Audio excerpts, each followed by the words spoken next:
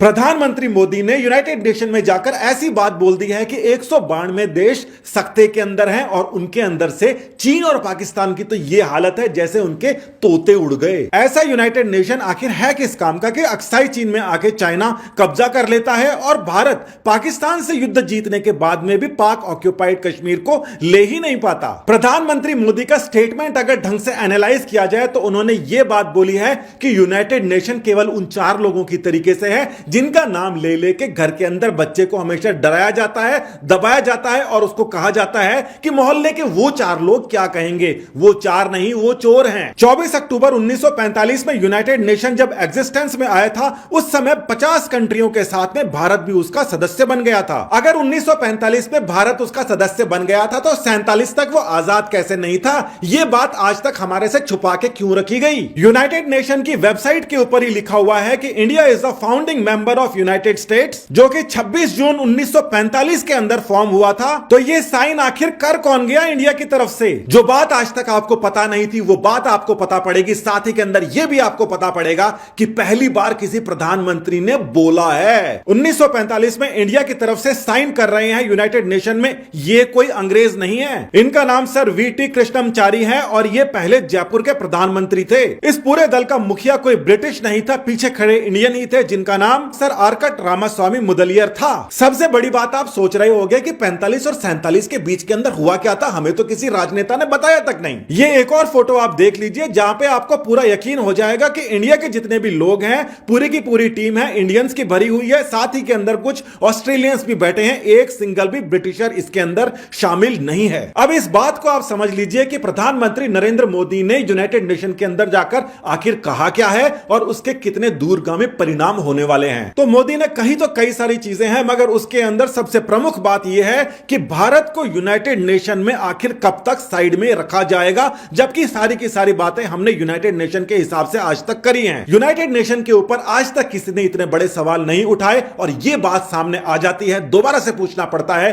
कि भारत अगर पाकिस्तान से युद्ध जीत गया था तो कश्मीर के ऊपर आज तक विवाद क्यों है? 1965 के अंदर पाकिस्तान के अंदर पूरी तरीके से कब्जा करने के बावजूद भी पाक ऑक्यूपाइड कश्मीर हमने फ्री क्यों नहीं कराया? और ऊपर से चाइना को तो यूनाइटेड नेशन में वीटो पावर मिली हुई है जिसके लिए भी भारत ही जिम्मेदार है। भारत यूनाइटेड नेशन की सारी बात मानेगा मगर यूनाइटेड नेशन का असली काम क्या है वो उसको पता ही नहीं है। यूनाइटेड नेशन के रहते हुए वहां पर वीटो पावर यानी कि जो परमानेंट सदस्य है चाइना आकर इंडिया के ऊपर आक्रमण करता है, अक्साई चीन ले जाता है, यहां के लीडर सोते रहते हैं। आज ये बात महत्वपूर्ण है, लॉजिकल है, तार्किक है। आप ये बताइए कि यूनाइटेड नेशन ने कुछ कहा क्यों नहीं? उनके पास में क्या खबर नहीं पहुंची थी? यूनाइटेड नेशन सिक्योरिटी काउंसिल ने पहले ही दिन कह दिया था कि पहले जम्मू कश्मीर से पूरी तरीके से अपनी सेनाएं अपने आदमी हटा ले। आज तक पाकिस्तान ने हटाई क्या? ना पाकिस्तान यूनाइटेड नेशन की बात मानकर अपनी सेना वहां से आज तक हटा पाया, ना ही चीन वहां पर जो परमानेंट मेंबर है यूनाइटेड नेशन के अंदर बैठा बैठा दूसरे देशों के ऊपर कब्जा कर रहा है, तिब्बत के ऊपर कब्जा कर लेता है। और यूनाइटेड नेशन आखिर फिर कर क्या रहा है? अब सारी की सारी बातें किस ओर जा रही हैं उसको समझना ज्यादा मुश्किल नहीं है। कुछ ही समय पहले WHO को ट्रंप ने बाय बाय कह दिया था और उसके बाद में WHO जो कि यूनाइटेड नेशन की ही एक संस्था है उसका बिल्कुल विदाई हो गई थी, उसका पूरी बर्बादी आ गई थी। उसी के साथ ही के अंदर यह बात भी सामने आ रही थी कि जिन देशों के पास में 15-15 हजार की पॉपुलेशन है वो भी एक वोट रखते हैं और इंडिया जैसे जो देश हैं वो भी एक ही वोट रखते हैं। उसके बाद के अंदर उस जो यूनाइटेड नेशन है उसी की अलग अलग जो संस्थाएं हैं उसके अंदर से एक संस्था है सिक्योरिटी काउंसिल और वो सिक्योरिटी काउंसिल के अंदर कुछ परमानेंट मेंबर हैं, कुछ नॉन परमानेंट मेंबर है और इंडिया उन सबसे बाहर है। बार बार यह देखा जाता है कि इंडिया को उसके अंदर आने के लिए काफी कशमकश करनी पड़ती है। ऐसे यूनाइटेड नेशन का क्या फायदा जहां पर 15,000 जो पॉपुलेशन है उनके बराबर हमारे एक वोट को काउंट किया जाए। इसका मतलब यूनाइटेड नेशन एक प्रकार से अब अपने एक डिसमेंटलिंग की ओर बढ़ता हुआ नजर आ रहा है। एक और कारण यहां पर जो आपको समझना चाहिए कि चाइना ने ये जो छोटे मोटे देश हैं इनको उधारी दे दे के सारे के सारे वोट खरीद लिए हैं। चाइना जब चाहता है उसके हिसाब से सारे के सारे वोट पारित होते हैं। सिक्योरिटी काउंसिल के अंदर चाइना बार बार वीटो लगा दिया करता था आतंकवादी के खिलाफ। जो भारत के ऊपर आतंकवादी हमला करते थे पाकिस्तान का समर्थन करते हुए चाइना उन सबको वीटो पावर लगा लगा के उसको अंतरराष्ट्रीय अपराधी घोषित होने से रोकता था। देखने में यह लगता है कि चाइना ही असल के अंदर पाकिस्तान में में आतंकवाद को स्पॉन्सर कर रहा था और चाइना ही यहां तक का करता धरता था, जिसके ऊपर पहली बार इंडिया के अंदर एक अवेयरनेस बढ़ी है और यहां के प्रधानमंत्री ने सीधे तौर के ऊपर चाइना के ऊपर एक प्रकार से हमला बोल दिया है। अब ये बातें काफी दूर तक जाने वाली हैं क्योंकि ये शुरुआत हो चुकी है मोदी और ट्रंप की। क्वाड बन चुका है और क्वाड बनने के साथ ही के अंदर ये जो सिक्योरिटी काउंसिल और ये यूनाइटेड नेशंस हैं, इनका अब कोई खास महत्व नहीं रह जाएगा। और ये सारी की सारी बातें जिसके अंदर प्रधानमंत्री ने ये बात भी उठाई है कि कोविड के अंदर पूरे यूनाइटेड नेशन ने मिलकर क्या कर लिया। उनका कहने का मतलब यह था कि सबको पता है चीन ने फैलाया है, सबको पता है कि चीन के अंदर नहीं फैल रहा, सबको यह भी पता है कि जहां से वुहान से चीन ने फैलाया था वुहान से दूसरी जगह नहीं फैलने दिया, मगर वुहान से फ्लाइटों के अंदर भर भर के कोविड को बाहर भेजा गया। तो पहली बार यूनाइटेड नेशन के ऊपर देखा जाए तो आंखें टेढ़ी हुई हैं और यह बात बहुत दूर तक जाएगी। पाकिस्तान और चीन को इससे ज्यादा परेशानी इसलिए होगी क्योंकि अब यह बिल्कुल क्लियर हो गया है कि पीओके वाला जो मामला था यूनाइटेड नेशन उसको संभाल नहीं पाया।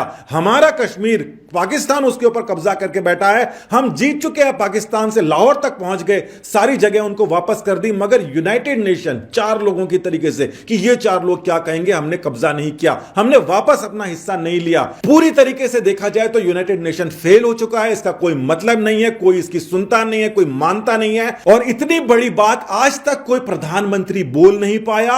अगर ये वाला प्रधानमंत्री बोल पा रहा है, उसके साथ ही के अंदर चीन को अलग तलग कर रहा है, तो प्रधानमंत्री के क्रेडिट्स देने पड़ेंगे। इतनी बड़ी बात हो गई है, न्यूज चैनल वाले तक नहीं समझ पा रहे क्योंकि हमेशा न्यूज चैनलों ने इंडिया के अंदर हमेशा हमने देखा है कि जब भी कोई यूएन की कोई काउंसिल की मीटिंग होती है तो वहां पर एक बढ़िया सा बयान तैयार कर दिया जाता है, वहां पर दे दिया जाता है, उसका कोई सेंस नहीं होता। मगर पहली बार ऐसा हुआ है कि ना सिर्फ सेंस है, ना सिर्फ इंडिया के लिए सेंस है, बल्कि 193 के अंदर से जो बाकी 192 देश रहे हैं यूनाइटेड नेशन के अंदर, उन सब के लिए यह सेंस ही नहीं है। उन सबको यह चेतावनी है कि हमारे हिसाब से अगर हमने आज तक कुछ नहीं किया, हमें नहीं माना गया, तो ये यूनाइटेड नेशन अपने पास रख लो। वैसे भी अभी तक यूनाइटेड नेशन कर ही क्या पाया है, मोदी जी ने कहा है। 1945-47 के बीच के अंदर क्या क्या हुआ था उसके ऊपर भी सरकार को फटाफट स्पष्टीकरण दे देना चाहिए। आर्काइव्स के अंदर तो बहुत सारी चीजें मिल रही हैं जिनके अंदर कई सारे गैप्स हैं जिनको पूरी तरीके से समझ नहीं पा रहे हैं। 1945 से लेकर आज तक 75 साल हो गए हैं और यह खुशनसीबी है हमारी कि कम से कम हमने